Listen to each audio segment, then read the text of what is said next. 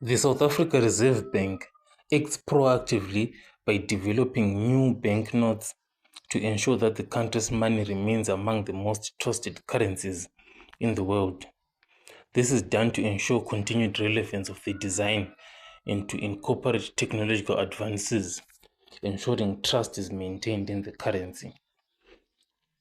A number of design objectives are considered when designing and developing new banknotes and coins that are difficult to counterfeit but economical to manufacture, are undeniably South African, can be easily validated and authenticated, optimize usability across the full currency life cycle.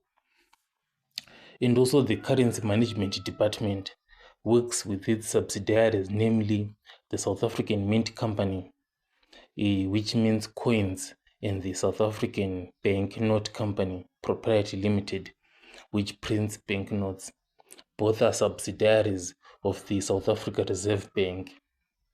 The South Africa Reserve Bank also forecasts and calculates annually the volume of banknotes and coins needed to meet public demand. The production and technical teams decide on the technical quality and security features of the banknotes and coins. The SABN and SA Mint then produce the new banknotes and coins based on the annual order placed. The Currency Management Department is responsible for managing and overseeing the cash supply chain, from planning, distribution, and issuance to destruction of cash.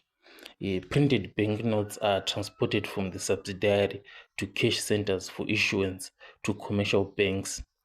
The South Africa Reserve Bank's cash centers are located in Johannesburg, Durban, and Cape Town, and are not open for transactions with the public.